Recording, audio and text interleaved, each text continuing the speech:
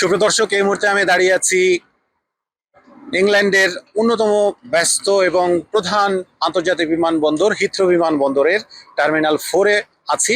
আপনারা জানেন যে আজকের এই দিনটি একটি ঐতিহাসিক দিন, এবং ঐতিহাসিক দিন এই জন্য বলছি কারণ হচ্ছে দীর্ঘ 17 বছরের নির্বাসন জীবন কাটিয়ে যিনি দেশে ফিরছেন তিনি আর কেউ নন। তিনি তিনবারের সাবেক প্রধানমন্ত্রী, আপসী নেত্রী বেগম খালেদা জিয়ার সুযোগ্য বড় পুত্র জনাব তারেক রহমান। জনাব তারেক রহমান তিনি নির্বাচনী একটা পরিবেশের মধ্য দিয়ে তিনি এই লন্ডনে এসেছিলেন, এবং দীর্ঘদিন চিকিৎসার পরেও কিন্তু তিনি বাংলাদেশে যেতে পারেননি। আজকে 17 বছর পরে তিনি বাংলাদেশে যখন নির্বাচনের তফসিল ঘোষণা করা হয়েছে তখন তিনি বাংলাদেশের উদ্দেশ্যে বাড়ি দেবেন, এবং আজকে অল্প কিছুক্ষণের মধ্যেই জনাব তারেক রহমান এই হিথ্রো বিমানবন্দরে এসে তিনি পৌঁছাবেন। আমি তো জানিয়ে রাখি যে জনাব তারেক রহমানের সাথে সঙ্গী হিসেবে কারা যাচ্ছেন।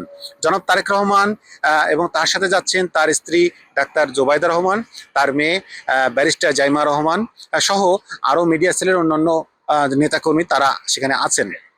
এছাড়াও এই বিমানবন্দরে তিনি গত 16ই ডিসেম্বর বিজয় দিবসের অনুষ্ঠানে তিনি আসলে নেতাকর্মীদেরকে শপথ করিয়েছেন যে তারা যেন কেউ এসে হিথ্রো বিমানবন্দরে এসে ভিড় না করে। কারণ আপনারা জানেন যে এই হিথ্রো বিমানবন্দর একটি অন্যতম ব্যস্ত বিমানবন্দর, এবং এখানে যদি নেতাকর্মীরা আসেন তাহলে নিরাপত্তা কার্যক্রমে বিঘ্ন ঘটতে পারে।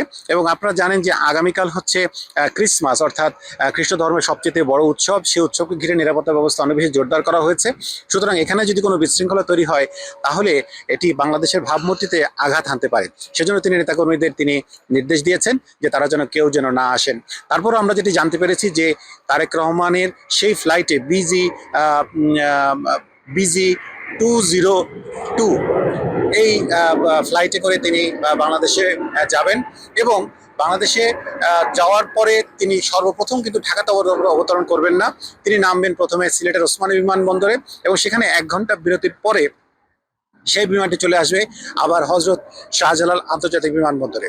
শাহজালাল আন্তর্জাতিক বিমানবন্দর থেকে পৌঁছার পরে তিনি সরাসরি চলে যাবেন বিএনপি আয়োজিত যে গণসংবর্ধনা রয়েছে সেই গণসংবর্ধনা অনুষ্ঠানে, এবং আশা করা হচ্ছে যে সেই গণসংবর্ধনা ইতিহাসের সবচেয়ে আলোচিত গণসংবর্ধনা হবে।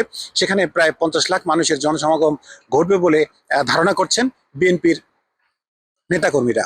এবং আজকে এই হিথ্রো বিমানবন্দরে যারা আছেন, হিথ্রো বিমানবন্দরে তারা বলছেন যে অল্প কিছুক্ষণের মধ্যেই হয়তো জনাব তারেক রহমান এখানে এসে পৌঁছাবেন। এখানে আসবার পরে আমি আপনাদেরকে বাকি তথ্য জানাতে পারবো। এই ছিল আমার কাছে সবশেষ তথ্য।